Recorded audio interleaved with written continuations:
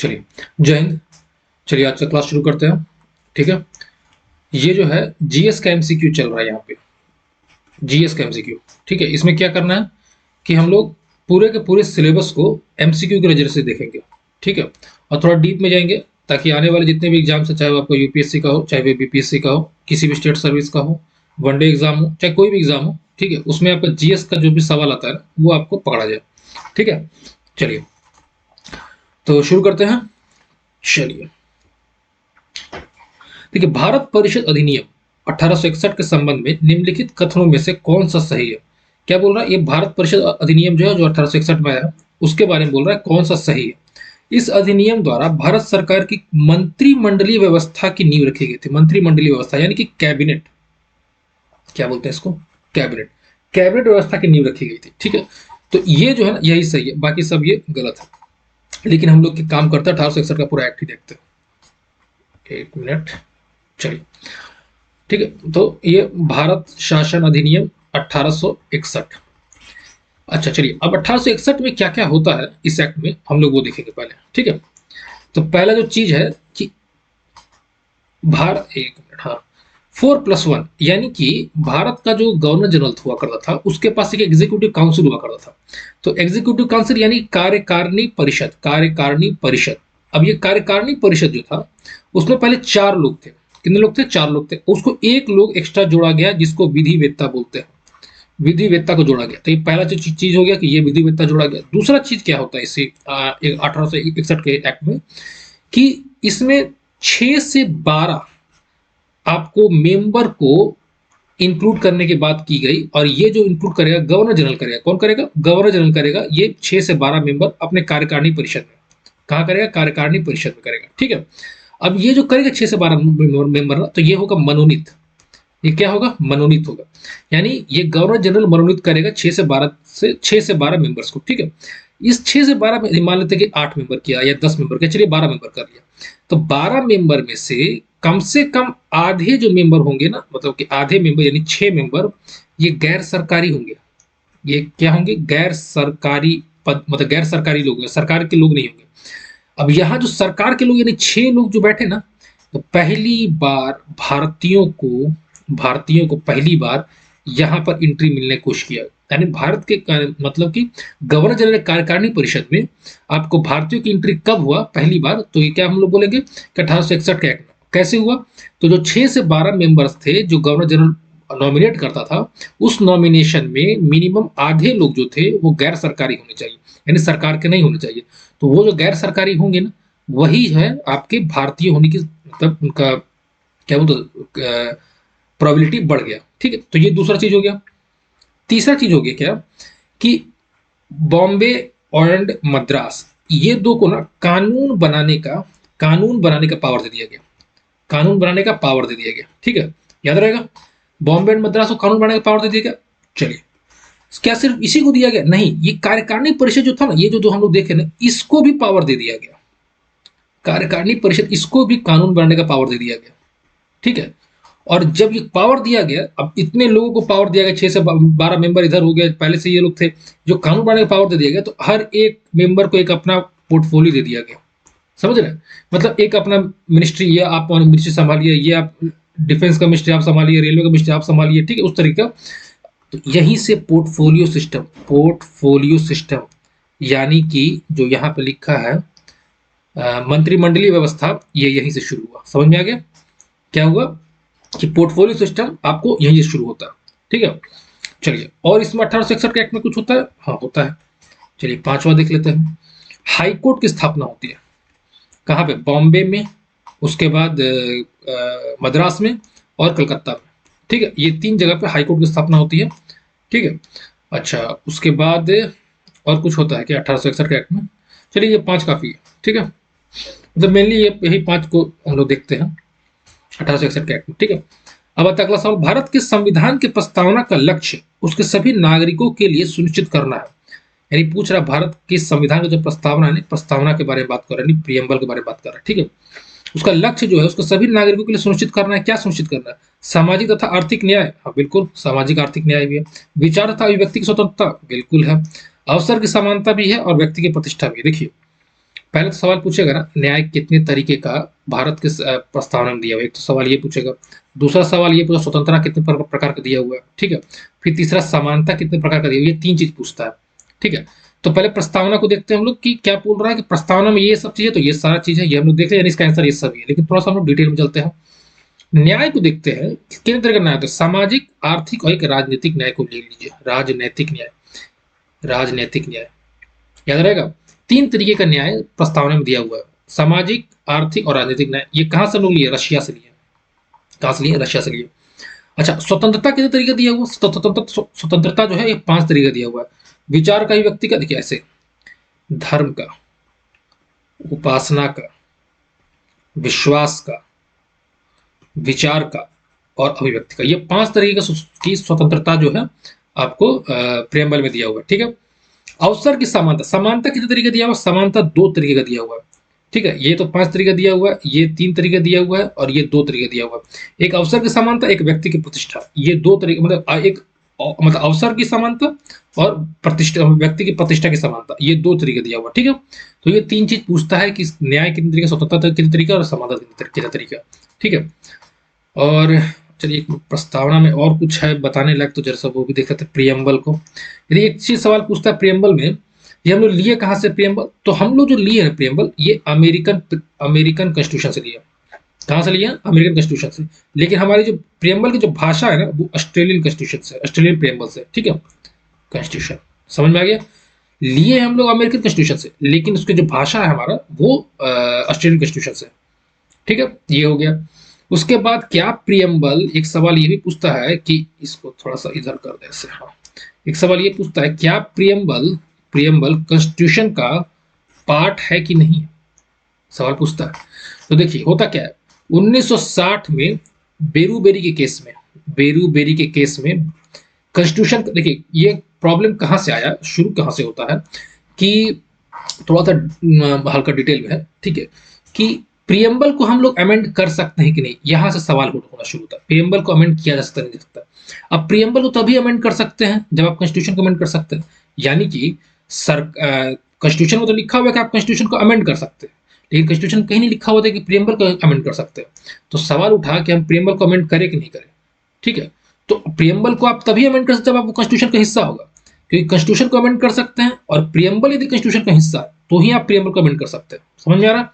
अब इसी चीज को लड़ाई हो गया कि प्रियम्बल यदि कॉन्स्टिट्यूशन का हिस्सा है तो अमेंड हो सकता है, प्रियम्बल कॉन्स्टिट्यूशन का हिस्सा ही नहीं है तो अमेंड तो हो ही नहीं सकता। तो वही 1960 में बोला बेरी केस में कि प्रियम्बल कॉन्स्टिट्यूशन का हिस्सा है ही नहीं, ठीक है। जब है नहीं तो आप अमेंड नहीं कर सकते। समझ में आ गया। उस उसके बाद भी बहुत सारा केस आता है, जैसे सज्जन सिंह केस आता है, सज्जन सिंह बनाम राजस्थान केस भी आता है। फिर गोलकनाथ केस, गोलकनाथ केस 1967 में आता है, ये 64 में आता है, ठीक है।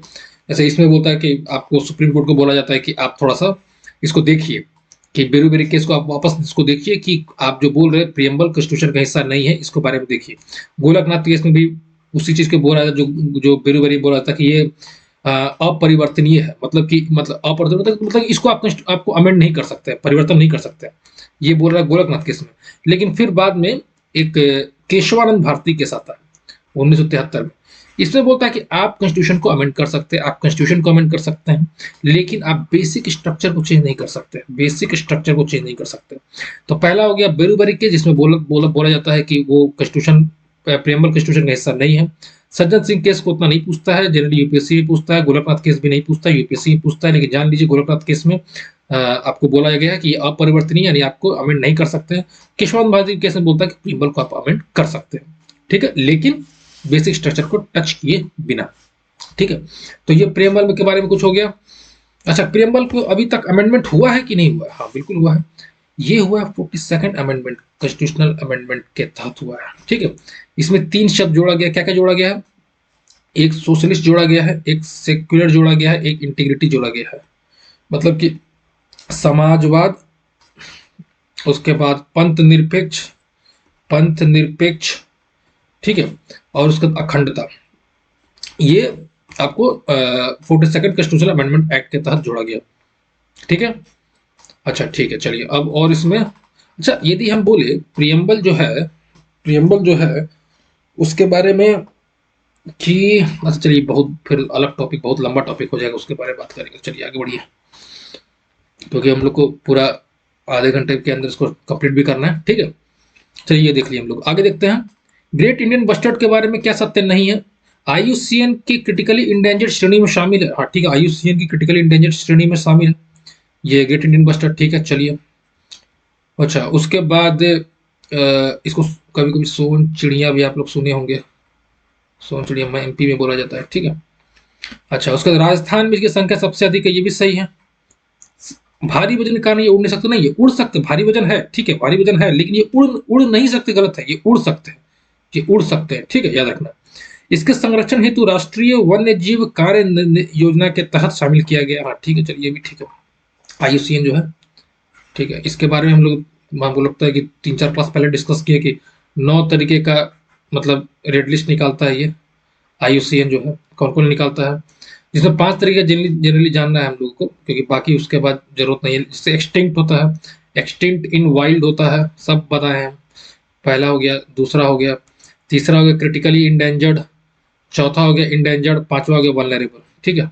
ये 5 आप लोग को याद रखना है, बाकी छठा नियर थ्रेटेंड और ये सब जो है, ठीक है, वो सब आपको जरूरी नहीं है, ठीक है। चलिए, मतलब वो सब यूपीएससी यूपीएससी के लिए है, तो अभी आप लोग को क्या है, निम्नलिखित युग्मों पर विचार कीजिए। अच्छा, इसमें से क्या युग्म सुमेलित है? सभी सुमेलित है, ठीक है। राधा जो है, अच्छा वर्तमान नाम है, ये मध्यकालीन नाम है। राधा किस चीज का? दक्षिण बंगाल का नाम था। तिरहुत जो था उत्तर बंगाल का था, तिरहुत उत्तर बंगाल का। जाजनगर उड़ीसा का है। कामरूप असम का है, ठीक है। चलिए, अकबर के संदर्भ में बताना है हम लोग कुछ, ठीक है। क्या बोल रहा है, कौन सा कथन सत्य है? दोनों कथन सत्य है, ठीक है। देखते हैं, अकबर ने 1580 में भू राजस्व की 10 साला प्रणाली की शुरुआत की। हाँ ठीक है, 10 साला प्रणाली, आईने 10 साला इसको बोलते थे हम लोग, आईने 10 साला बोलते थे इसको। 1580 में किया गया था जब्ती प्रणाली जो था ना। चल चल, इसको बाद में बताते हैं, पहले चलिए दूसरा स्टेटमेंट पहले पढ़ते हैं। अकबर के द्वारा कृषि उत्पादन में सुधार के लिए किसानों को तकावी ऋण दिया गया था। हाँ बिल्कुल सही, कृषि सुधार के लिए ना तकावी ऋण दिया गया था, मतलब कि दिया जाता था। जैसे मान लेते हैं कि बहुत सारे किसान के पास अपने खेती पे काम करने के लिए ऋण पैसा नहीं होता था, तो उस समय तो बैंक सिस्टम होता नहीं था, सूदखोरी चलता था। यानी कि छोटे छोटे जमींदार से पैसा ले लिया गया, या राज्य की तरफ से भी पैसा दिया जाता, जिस राज्य की तरफ से तक दिया जाता ना उसको बोलते हैं लोग तक्का भी। क्लियर हो गया, जो राज्य की तरफ से दिया जाता था उसको हम लोग तक्का भी बोलते थे, ठीक है। और यहाँ पर क्या है, 10 साल। अच्छा चलिए यहाँ देखते हैं हम लोग, अकबर का 10 साल ही देख लेते हैं। अकबर, देखिए अकबर जब आया था ना, पूरा बता, अच्छा चलिए सुनिए, थोड़ा सा डिटेल में नहीं जाएंगे, लेकिन चलिए पहले तो जब जब अकबर आता, देखिए शेर शाह के टाइम पर ना, शेर शाह चल रहा है, ठीक है। शेर शाह बहुत अच्छा काम करता है, खासतौर पर भू राजस्व और आपको खेती के लिए। तो उसमें जब्ती होता है, दूसरा रय होता है, ये सब प्रणाली है। तीसरा पट्टा, चौथा कबूलियत, ये सब उसका, कबूलियत ये सब उसका चलाया हुआ है, ठीक है। भू राजस्व कैसे, उसको भू राजस्व को कैसे इकट्ठा करना है, ठीक है। अब ये अकबर आता है, अकबर आया, शेरशाह के बाद अकबर आता है, 1556 में आता है अकबर, ठीक है। बैरम खां जो है, बैरम खां की मदद से हेमू को हराता है, ठीक है। पानीपत की दूसरी लड़ाई में इसको हराता है और उसको ये आजा बन जाता है, ठीक है। अब देखिए क्या होता है, यही जब्ती को ना 1580 में थोड़ा सा मॉडिफाई करके ये बना देता है आईने दहशाला या दहशाला, ठीक है। समझा गया क्यों बना, के जब्ती को क्यों बना, क्योंकि जब्ती प्रणाली भी टोडरमल लेकर आया था, टोडरमल लेकर आया था। और यही टोडरमल शेर शाह के टाइम पे भी था, और यही टोडरमल जो है आपका अकबर के टाइम में भी रहेगा। तो टोडरमल दोनों तरफ टाइम का है, तो इसलिए जब्ती को थोड़ा सा मॉडिफाई करके 1580 में आईने दहशाला लेकर आया। अब आप लोग का सवाल होना चाहिए कि आईने दहशाला क्या है, या दहशाला प्रणाली क्या है? तो साफ लग रहा है नाम से, दहशाला मतलब 10 साल का कुछ लग रहा है, 10 साल। देखिए अब इसमें क्या होता है ना कि 10 साल, देखिए दशहरा का 10 साल जो है। अच्छा पहले हम लोग इसको थोड़ा सा रोकते हैं, और हम लोग समझते हैं भू राजस्व प्रणाली में एक अच्छा सा, थोड़ा ध्यान आया तो वही वही बता देता, तो दिमाग से निकल जाएगा, स्किप कर जाएगा। देखिए क्या होता है, दो तरीके का ऐसे भू राजस्व, ठीक है। चलिए भू राजस्व, तो भू राजस्व जो है तो आप भूमि से लेंगे, आप जो लेंगे वो भूमि से राजस्व लेंगे। तो भूमि से जो राजस्व आप लेंगे ना, तब उसमें क्या होता है, दो तरीके से होता है, दो प्रकार के भूमि से लेता है। तो एक जो मतलब भूमि का भी प्रकार होता है, पहला जो प्रकार लिया जाता है वो उसको लिया था उच्च भूमि, उच्च मतलब अच्छा फसल है उसमें, मध्य फसल है उसमें मतलब कि उतना अच्छा नहीं है, और निम्न। तो एक तो ये हो गया। और दूसरा बुआई का, जैसे किस हिसाब से उसमें बुआई हो रहा है उस भूमि में, ये तो उत्पादन के हिसाब से हो गया ना, ये भूमि उत्पादन के हिसाब से हो गया, ये बुआई के हिसाब से हो गया। अब बुआई के हिसाब से जो होता है ना, इसको भी चार भाग में बांटा गया। कितने भाग में बांटा गया? चार। इसको हम लोग बोलते हैं पोलज, परती, चाचर और बंजर। क्या हो गया? पोलज, परती, चाचर, बंजर। ये पूछता है वनडे के एग्जाम में, या बीपीएससी में सब पूछता है कि बुआई के, यदि इधर नहीं बुआई नहीं पूछेगा, मतलब पूछेगा कि भू राजस्व का मतलब पोलज, परती, चाचर, बंजर है क्या, ठीक है। तो पोलज में क्या होता है कि जिसमें हर साल बुआई हो रहा है, यानी हर साल, एवरी ईयर हो रहा है। परती में क्या है कि एक साल से 2 साल का गैप हो गया। चाचर में क्या है कि 3 साल से 4 साल का गैप हो गया, और इसमें पांजर बंजर में 5 साल ज्यादा का गैप हो गया। यानी समझे, पोलज में जो जिस जमीन पे हर साल बुआई हो रहा है उसको हम लोग पोलज बोलते हैं। परती बोलते हैं जिस सब जमीन पे 1 से 2 साल के बीच में बुआई हो रहा है, 1 साल 2 साल के गैप के बाद बुआई हो रहा है। चाचर बोलते हैं जो आपको 3 से 4 साल के बीच में हो रहा है। बंजर जो बोलते हैं जो 5 साल के बाद हो रहा है, या छूटा हुआ है जो जमीन, ठीक है। आज जो हम लोग बोलते हैं ना बंजर जमीन है, ठीक है। तो ये हो गया।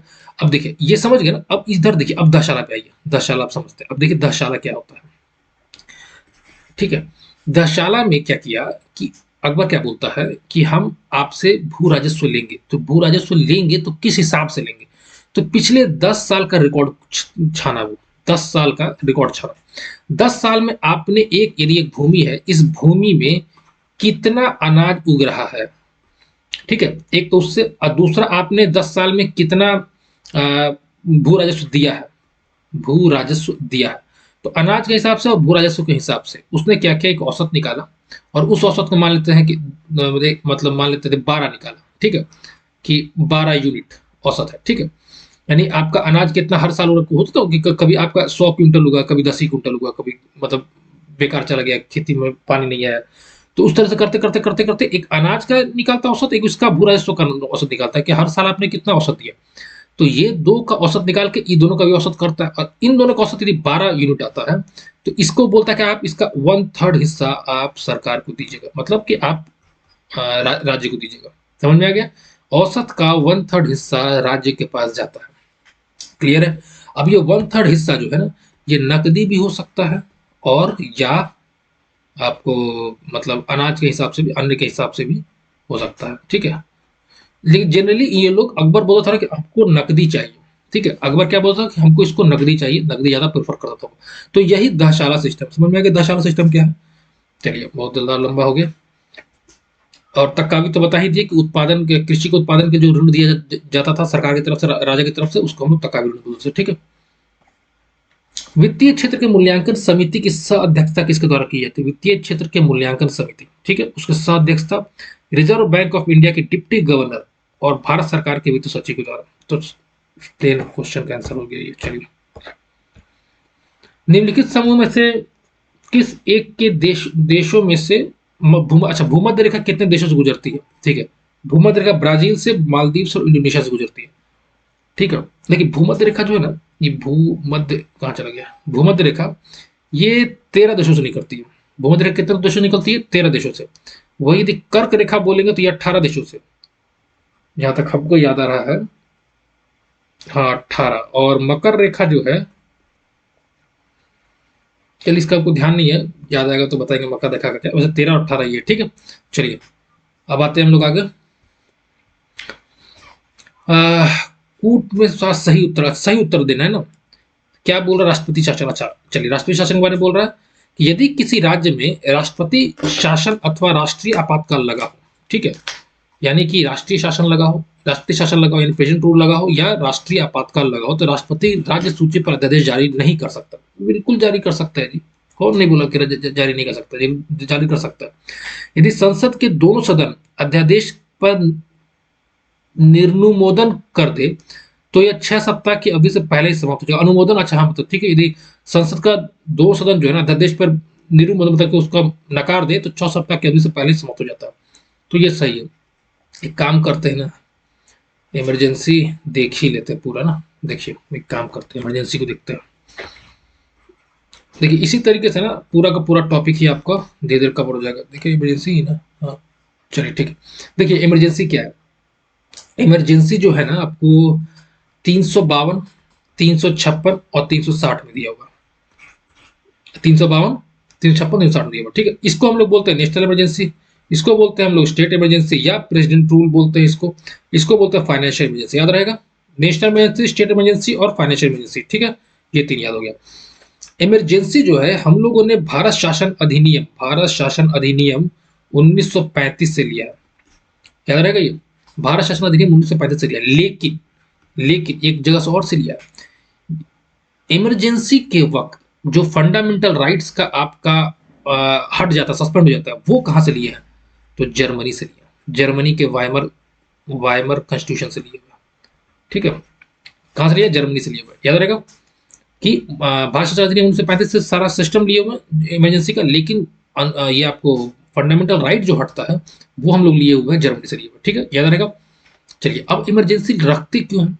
देखिए, कभी कभी ना आपातकाल की स्थिति में देश को जरूरत होता है एकता का, अखंडता का, ठीक है, कि पूरा देश एक हो जाए, पूरा सिस्टम एक हो जाए, ताकि जो भी आपात हुआ है, कोई भी ऐसा चीज हुआ है, उसके खिलाफ लड़ा जा सके। तो यही इसीलिए इमरजेंसी को हम लोग लेकर आते हैं। अब तीन तरह की इमरजेंसी होगी। अब तीनों तरह की इमरजेंसी, वैसे तो हम लोग को पढ़ना तो यहाँ पे प्रेजेंट रूल है, लेकिन यहाँ पे हम एक काम करते हैं, पूरा का पूरा इमरजेंसी को टॉपिक को ही देख लेते हैं, ठीक है। तो शॉर्ट में देखते हैं। देखिए 352, देखिए 352 नेशनल इमरजेंसी, ठीक है। देखिए यहां से आर्टिकल क्या है? 352। दूसरा, जो नेशनल इमरजेंसी लगता है, नेशनल इमरजेंसी लगता है, वो कैसे लगता है? तो उसका तीन ग्राउंड दिया हुआ है।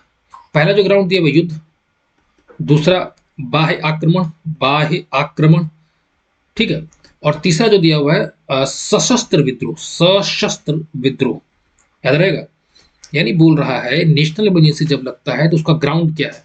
तो युद्ध, बाह्य आक्रमण और सशस्त्र विद्रोह, ठीक है। तीसरा, इसको लगाता कौन है? इसको लगाता प्रेसिडेंट है, लेकिन लिखित परमिशन से, लिखित परमिशन से मंत्रिमंडल के, ठीक है।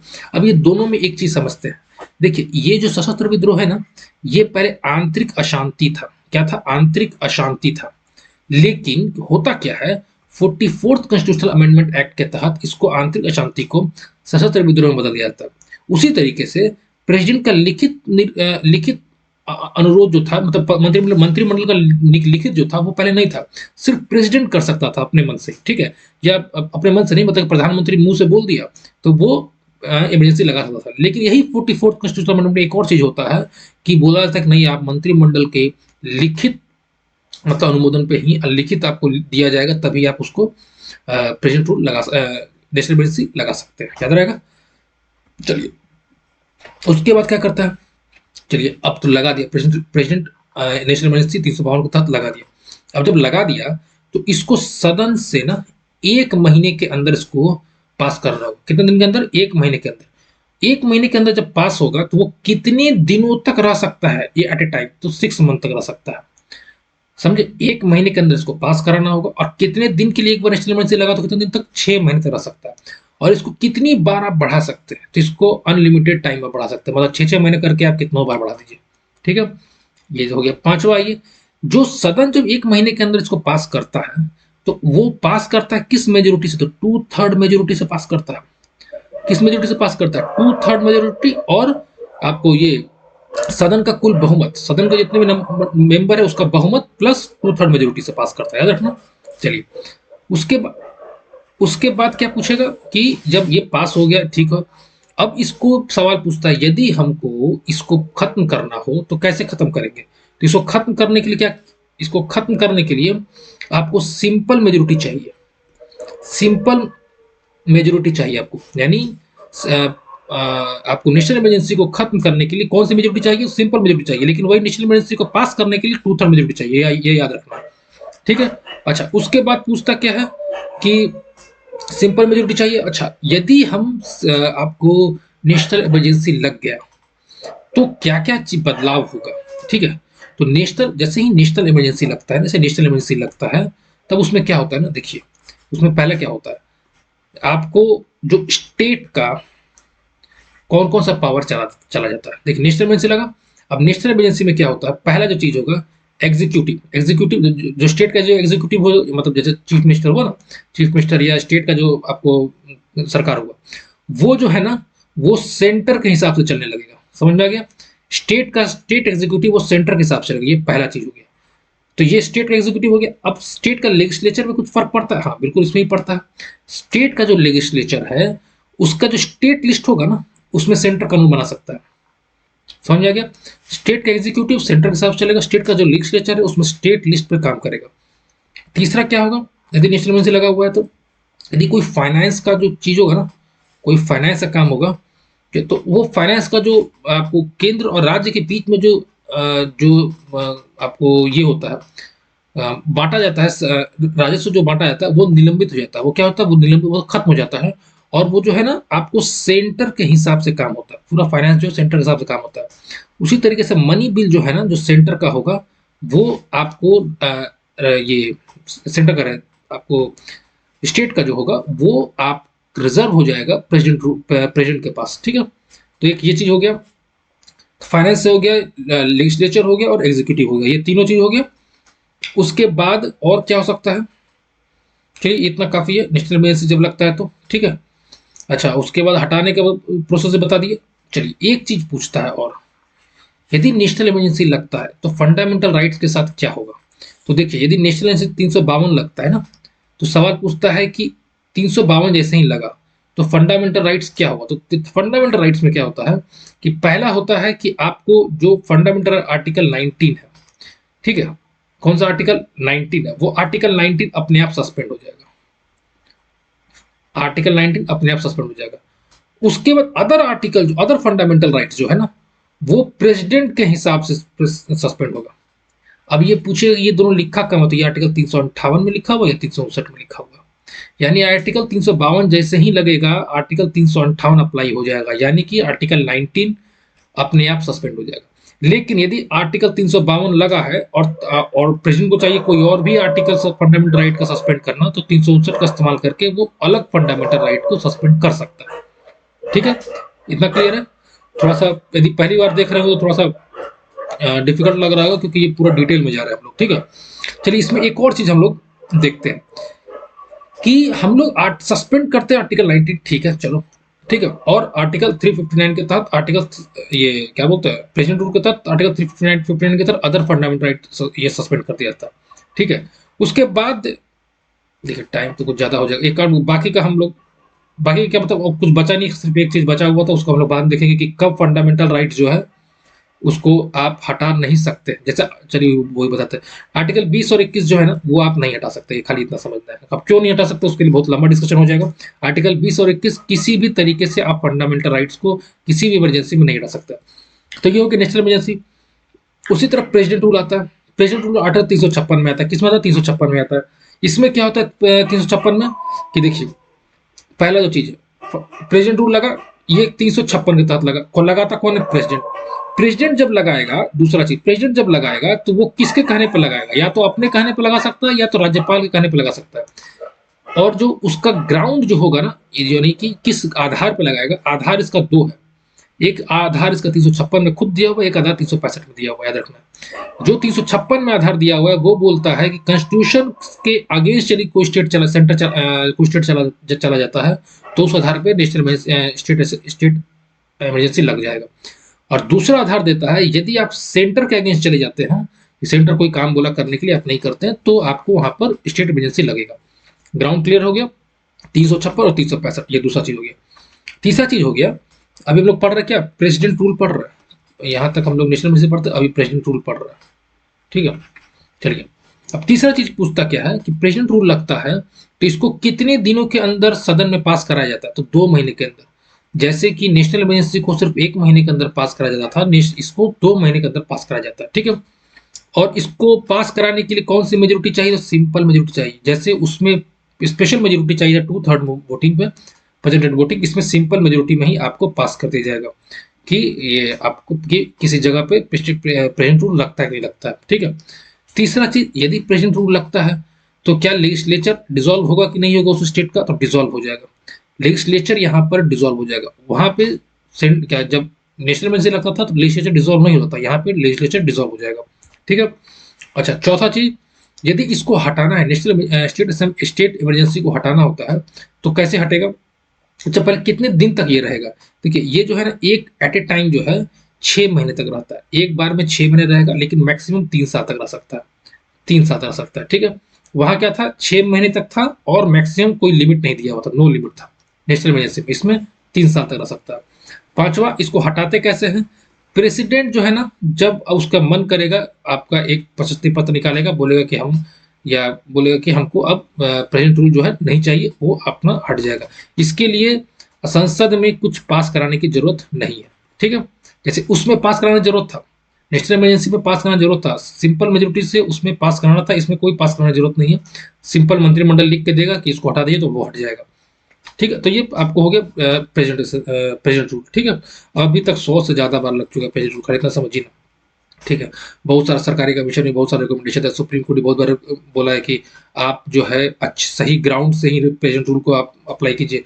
पहले जो था वो, मतलब आप, मतलब एक चीज और, क्या प्रेसिडेंट रूल जुडिशियल रिव्यू के अंदर आता है? सवाल पूछता है, हाँ। ये प्रेसिडेंट रूल जो है जुडिशियल रिव्यू के अंदर आता है, यानी प्रेसिडेंट रूल लगा देते हैं तो इसका मतलब ये नहीं कि आप कोर्ट नहीं जा सकते, मतलब कि जुडिशियल रिव्यू आपका नहीं होगा। तो आपके ग्राउंड का प्रेसिडेंट यदि लगाता है तो उसके ग्राउंड का जुडिशियल रिव्यू होगा, ठीक है? तो ये प्रेसिडेंट रूल का थोड़ा सा हम लोग डिटेल में गए, ठीक है? अब आते हैं हम लोग फाइनेंशियल इमरजेंसी। फाइनेंशियल इमरजेंसी किसमें, आर्टिकल 360 में है। इसमें क्या होता है, पहला कौन लगाता है, तो प्रेसिडेंट लगाता है। कब लगाएगा? वो जब उसको लगेगा कि कोई फाइनेंशियल प्रॉब्लम आ रहा है स्टेट कंट्री में, तो वो प्रेसिडेंट रूल लगा सकता है, ठीक है? दूसरा क्या, अच्छा हाँ, दूसरा कब लगा सकता है, तो जब फाइनेंशियल प्रॉब्लम के टाइम पर लगाएगा।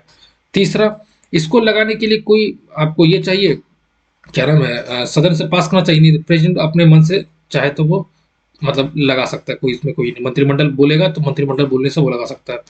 उसके बाद चौथा क्या है कि इसको कितनी बार, कितनी टाइम तक लगा सकते हैं, तो एक बार प्रेसिडेंट प्रेसिडेंट बोल दिया ना कि हमको लगाना है, उसके बाद अनलिमिटेड टाइम, अब उसके बाद उसका कोई फिक्स टाइम नहीं है कि वो कितनी बार लगाएगा, ठीक है? कितने समय तक लगाएगा प्रेसिडेंट खुद उसको। पांचवा वो भी सर जान लीजिए, प्रेसिडेंट कब हटा, उसको हटाने के लिए क्या कर सकते हैं? हटाने के लिए प्रेसिडेंट जब दिन बोल देगा, उस दिन आपको हट जाएगा ये, कोई आपको जरूरत नहीं है सदन से पास कराने की। यानी इसमें ज्यादातर पावर ना, दिख रहे हैं, गौर कर रहे हैं, प्रेसिडेंट के पास ही है, क्योंकि फाइनेंशियल इमरजेंसी है, इसमें ज्यादातर पावर क्या होगा, प्रेसिडेंट के पास होगा, ठीक है?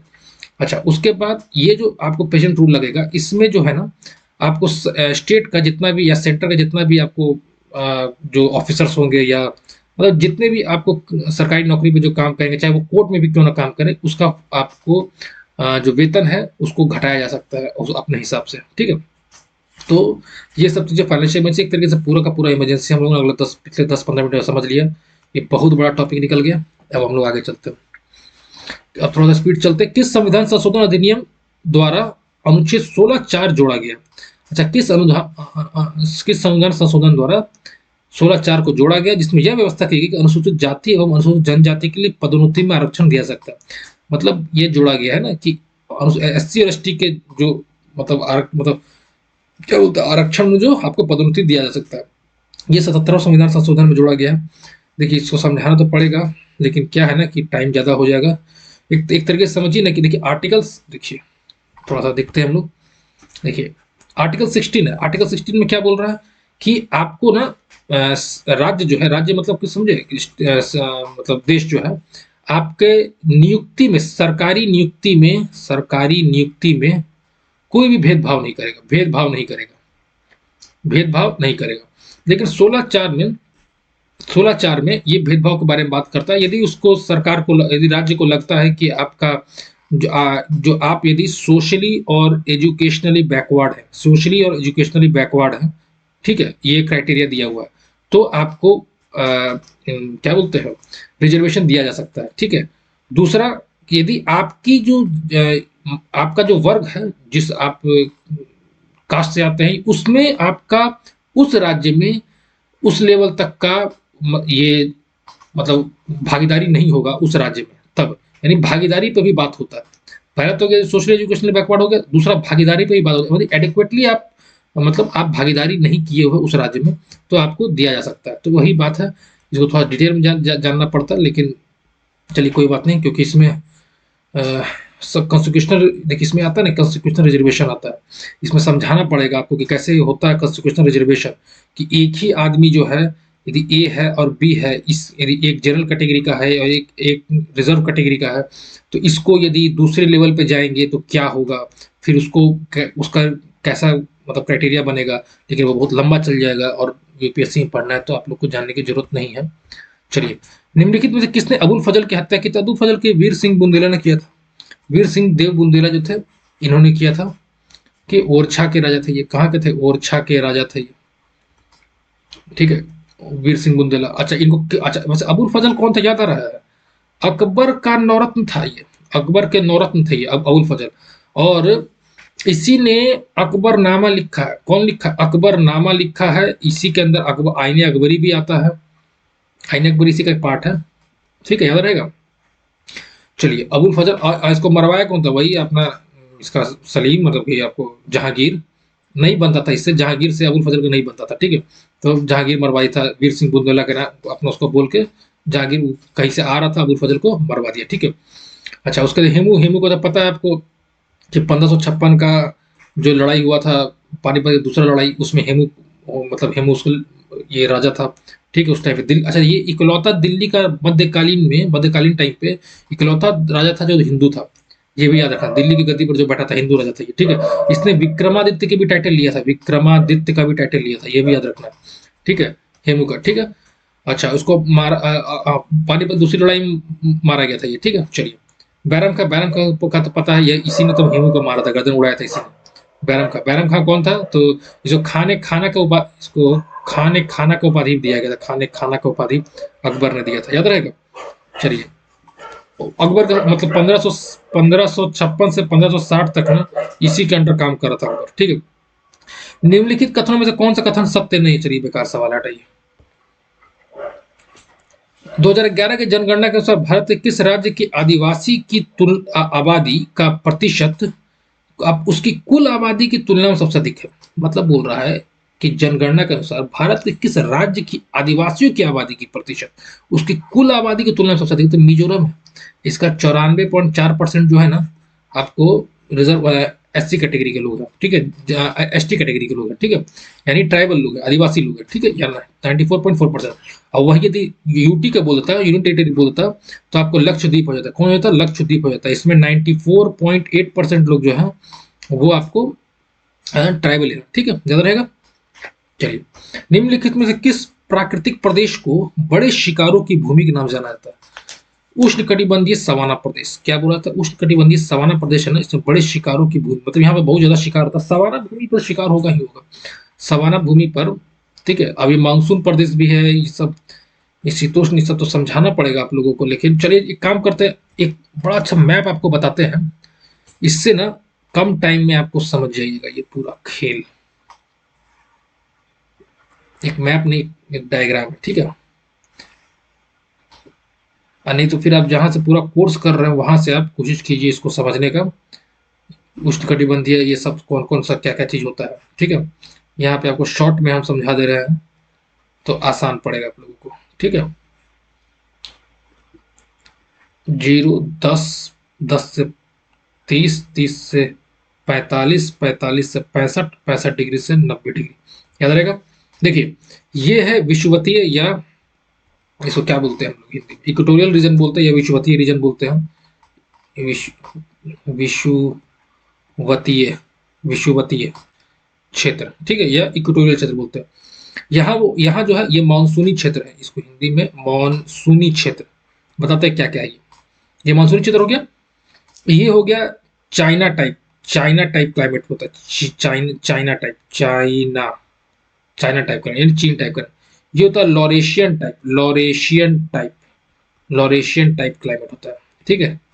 चलिए, ये होता है पोलर, ध्रुवीय, ये ध्रुवीय टाइप क्लाइमेट होता है, ध्रुवीय टाइप क्लाइमेट, ठीक है। ये हो गया सूडान टाइप, या इसको हम लोग सूडान और सवाना भी बोलते हैं, सवाना टाइप क्लाइमेट, ठीक है। ये हो गया सूडान और ये सवाना हो गया, ठीक है। यहाँ पे हो गया, इसको बोलते हैं steppe type climate, steppe type, ठीक है। इसको साइबेरियन टाइप बोलते हैं, साइबेरियन, बताते हैं ये क्या है, साइबेरियन टाइप क्लाइमेट, ठीक है। ये विषुवतीय हो गया। यहाँ पे आ जाएगा आपको क्या चीज, ये आपको मरुस्थलीय टाइप क्लाइमेट, मरुस्थलीय टाइप, मरुस्थलीय टाइप, ठीक है। यहाँ पे आ जाएगा आपको भूमध्य सागरीय,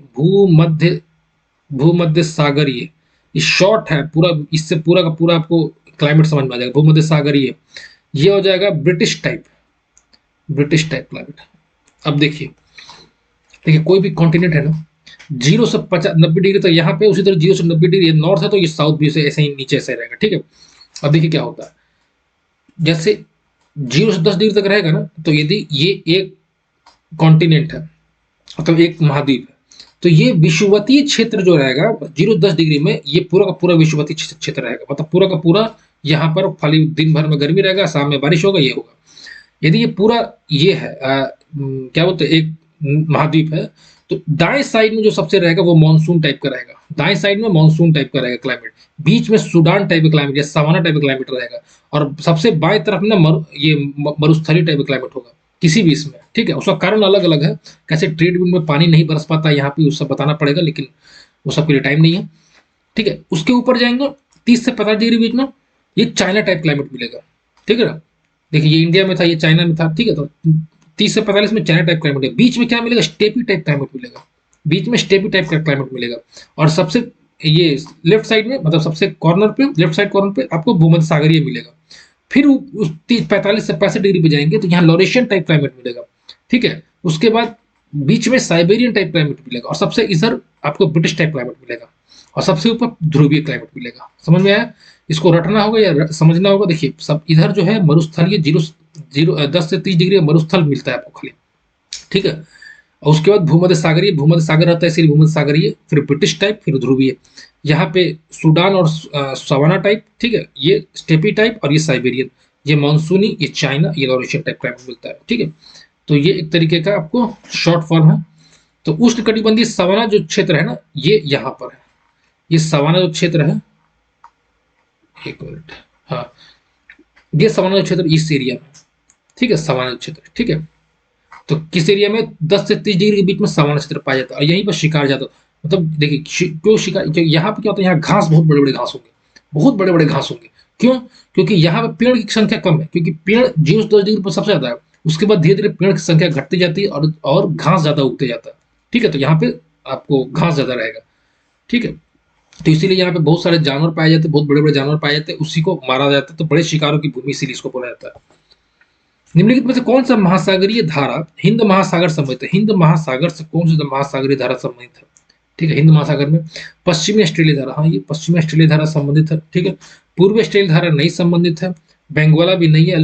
देखिए पूर्वी ऑस्ट्रेलिया धारा प्रशांत महासागर में, प्रशांत महासागर में, एल्शियन भी प्रशांत, ये भी प्रशांत महासागर में, बेंजोला तो अटलांटिक में है, बेंजोला अटलांटिक में याद रहेगा, और ये पश्चिम ऑस्ट्रेलिया धारा, तो ये तो हिंद महासागर में है, ठीक है। चलिए हो गया, अगला सवाल देखते हैं। निम्नलिखित में से किस वर्ष इंडियन स्टैट्यूटरी कमीशन के अच्छा, इंडियन स्टैट्यूटरी कमीशन गठित हुआ था 1927 में। चलिए इसमें कुछ नहीं सुनना है।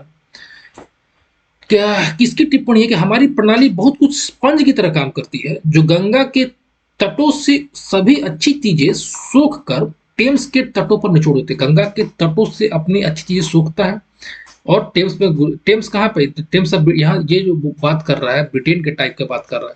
ब्रिटेन में क्या हो रहा है कि यहाँ से हम लोग धन उठाते हैं गंगा से, और टेम्स, वहाँ जो थेम्स नदी है ब्रिटेन में, वहां पे डाल देते हैं। तो उसी के बारे में बात हो रहा है कि थेम्स में जो आप पानी जो निचोड़ के यहाँ से पानी निकालते हैं वहां ले जाते हैं, ये बात कर रहा है कौन, तो जॉन सुलिवन बात करता है। कौन करता है? जॉन सुलिवन बात करता है, ठीक है। एलन बोरो क्या इसी के टाइम पे दास प्रथा का अंत हुआ था, याद रहेगा। सिंध, अच्छा सिंध का विजय भी इसी के टाइम पे हुआ था, सिंध का विजय, सिंध की विजय भी इसी टाइम पे हुआ था।